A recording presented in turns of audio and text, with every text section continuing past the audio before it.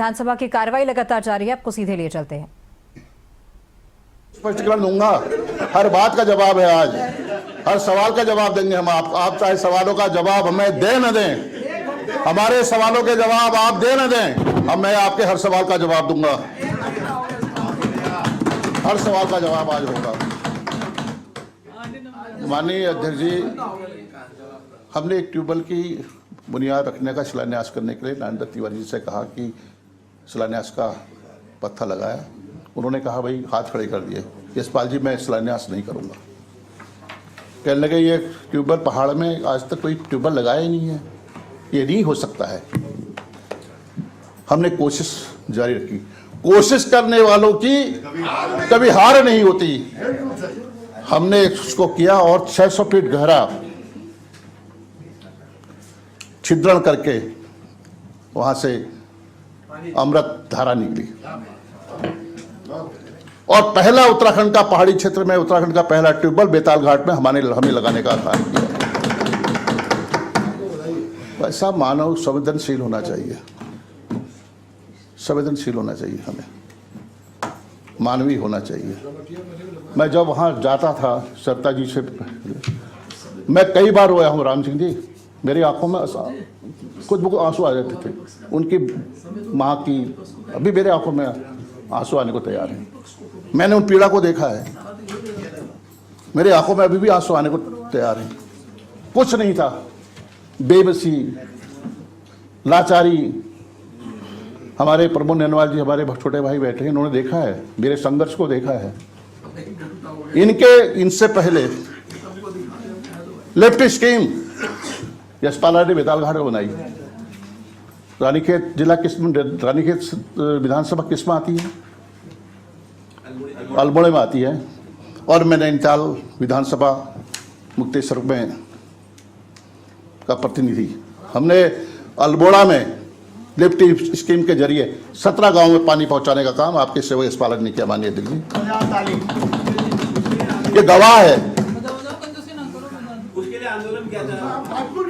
आंदोलन मैं वहां पूरा उत्तराखंड को, अब मैं कुछ बातों को कहना नहीं चाहता हूं, हमारे बड़े भाई गायब हो गए हैं। वो उन्होंने मुझसे जब वहां पर एक पुल की बात आई तो हमारे बड़े भाई साहब कहने लगे, वहां लोगों ने कहा मुझसे कि भगत जी यो पुल बना दिया। अरे यो पुल, यो तो लक्ष्मण झूल पुल, ये तो लक्ष्मण झूले की तरह है पुल, ये कहां बन पाएगा? तो मैं जब गया आगे तो उन्होंने कहा कि मोटरेबल पुल बनना चाहिए। उन्होंने कहा कि मोटरेबल नहीं, वो पैदल पुल।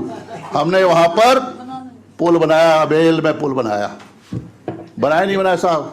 झूठ, 100% झूठ। अमेल का पुल और तुम्हारे बर्धो का पुल भारतीय जनता पार्टी में सरकार में बना।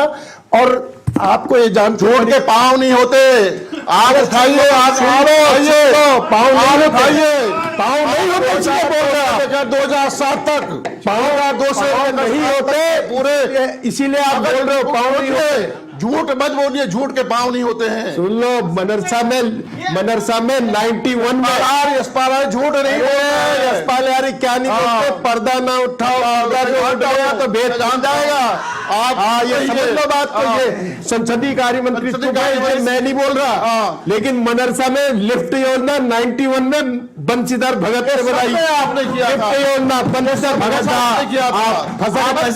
भाषा में इस्तेमाल कर रहे हैं। होगी, जनता सुनेगी, सुन रही है जनता। हाँ बताइए, 91 में 1 करोड़ रुपए की लिफ्ट योजना कोची से मैंने बनाई।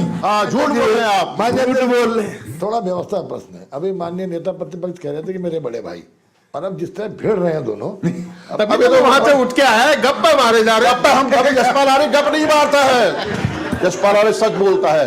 मैं आपको साफ कह रहा हूँ अध्यक्ष जी, तो पर्दे मैं उठाऊंगा। तो अभी तो 5 बजे हैं। यशपाल जी हमारे बड़े भाई हैं। यशपाल भाई, जितना आपने तो गोविंद वल्लभ पंत जी, नरेंद्र तिवारी जी, हेमंत बहुगुणा जी, सबके कामों पर पानी फेर दिया। धन्यवाद साहब, धन्यवाद। 8 मुख्यमंत्रियों में एक ही मुख्यमंत्री नजर आ रहे हैं, बाकियों ने तो कुछ किया ही नहीं। ये पूरा प्रदेश जानता है, ये प्रदेश ही जानता है, इसीलिए तो बोल रहा हूँ। पूरा देश जानता है। प्रदेश जानता है जी, यशपाल आर्य कितना गलत बोल रहे हैं यहाँ पर। नारायण दत्त तिवारी जी हाँ, युग पुरुष थे। अरे मुझे मालूम है दत्तक पुत्र हो यार तुम, मैं इतनी चमचागिरी मत करो, इतना मत करो, इतना मत करो कि औरों को भूल ही जाओ तुम। माननीय अध्यक्ष जी, मैं अभी तो कुछ नहीं कर सकते। जो छुआ दिया आपने आज। माननीय अध्यक्ष जी, अभी चर्चा होगी जो हमारे सरकार, जो भारतीय जनता पार्टी की वर्तमान सरकार है, उन्होंने उल्लेखनीय बहुत सारे काम किए हैं, उनका भी जिक्र करना मेरा धर्म है। उनका उल्लेख करना, सदन को अवगत कराना भी। 17 से 22 का भी सुना दीजिएगा। देखिए, उत्तर प्रदेश जमींदारी विनाश अधिनियम 1950, ये संशोधन किया गया माननीय। इसमें जो अधिनियम है माननीय अध्यक्ष जी, जमींदारी विनाश अधिनियम, यह भू कानून, आम बोलचाल की भाषा में इसे भू कानून कहते हैं। और यह कानून पूरे प्रदेश में इसका प्रचार किया गया, प्रसार किया गया, उत्सव के तौर पर इसको मनाया गया माननीय अध्यक्ष जी। ये कानून जमीनों को की लूट को रोकता नहीं है। जो कानून अब बना है, ये लूट को घुमावदार जरूर बना देता है माननीय अध्यक्ष जी। यह कानून लूट को घुमावदार जरूर बना देता है।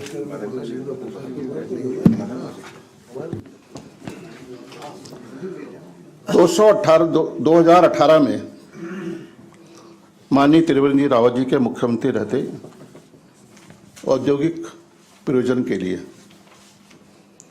जमीन की अधिकतम सीमा को खत्म करने के लिए उक्त अधिनियम में धारा 154(2) को जोड़ा गया। हमारे माननीय मुख्यमंत्री जी जो कानून लाए हैं, उसमें 154(2) को खत्म करके इससे मिलते जुलते प्रावधान को 154(2) में लिख दिया गया। मिलता जुलता प्रावधान है उसमें 154(2) में ही उसमें ऐड कर दिया है। इस धारा के तहत तो भूमि हस्तांतरण केवल हरिद्वार और उधमसिंह नगर जिले में होगा, 2 जिले में होगा माननीय अध्यक्ष जी। लेकिन यह भी व्यवस्था है कि इस कानून के प्रावधान नगर निगम क्षेत्रों में लागू नहीं होंगे।